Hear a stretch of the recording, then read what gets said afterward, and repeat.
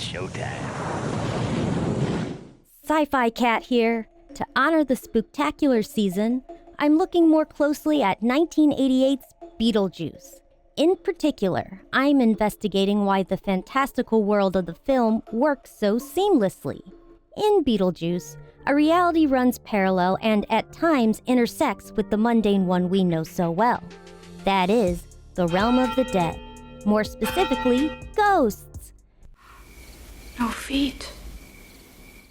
Putting aside any personal opinions about the paranormal, how did the creators of Beetlejuice ensnare our attention for 92 minutes, comfortable with the fact that not only are ghosts real, but there was a whole civil service dedicated to the dearly departed?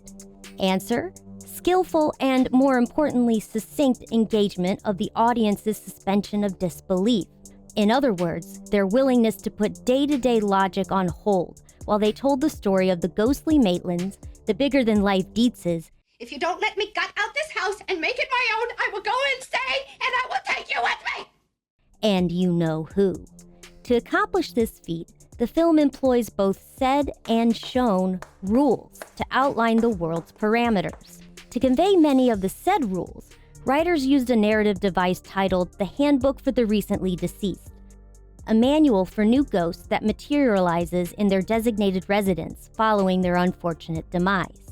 Each rule within the book, communicated to the audience by fish-out-of-water main characters Adam and Barbara Maitland, is tightly written to give viewers enough to understand the superimposed logic of the film without too many details to flip the critical thinking switch back on. For example, the Maitlands discover the following rule in the handbook after failing to scare away the Dietzes. Deliver me from L.L. Bean. The living ignore the strange and unusual. With a single sentence, the movie explains away why ghosts are not visually recognized by the alive and breathing. The primary exception to this rule is Lydia Dietz, who can see Adam and Barbara. You can see us without the sheets.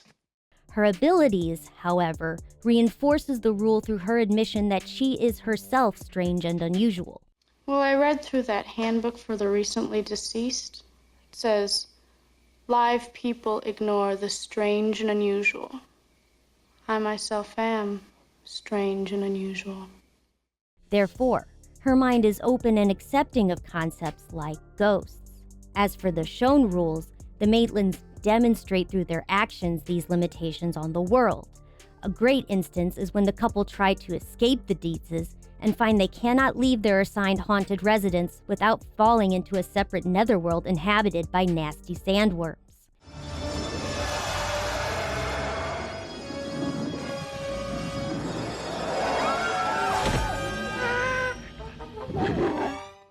Beetlejuice himself, the most supernatural character in the film, is boxed into this reality as well by only a single expressed rule. Saying his name 3 times. And we believe it because this rule is visually supported by the reaction of characters such as Juno to just uttering the first syllable of his name. Don't even say his name. You don't want his help. Working together, the said and shown rules scaffold the world of Beetlejuice so viewers can fully engage in the plot without constantly questioning the rationale of the secondary world. So, we can have scenes like this.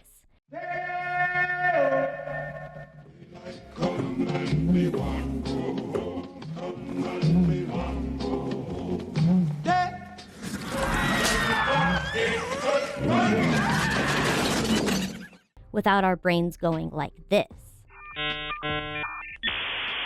None of the rules are too simple so as to be dismissed, no overcomplicated to the point where the movie steps on its own toes over it. That's exceptionally hard to accomplish. Think of the minutes upon minutes spent by furballs like me caterwauling about how details from earlier in a work didn't add up later, and you'll realize how difficult maintaining this high level of consistency is. The only question I had the first time I watched the film was how is Beetlejuice so much more powerful at haunting than the Maitlands? But on rewatch, they explain that in the handbook. Listen to this. Geographical and temporal perimeters. Functional perimeters vary from manifestation to manifestation. Rule: functional parameters vary from manifestation to manifestation. Basically, haunting powers vary from ghost to ghost and reflect who the deceased were in life. Moreover, a ghost can practice and get better at haunting, as we see the Maitlands successfully do, progressing from sheets to possession to extreme body manipulation.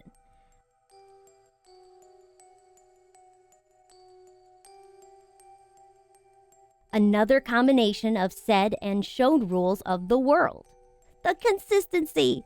I almost can't handle it. Now look what I've gone and done. As I was saying, all credit goes to the writers and director for this creative method of suspending disbelief in the audience so we can pay attention to the story they want to tell. Now I have to go put myself back together. Where is that handbook?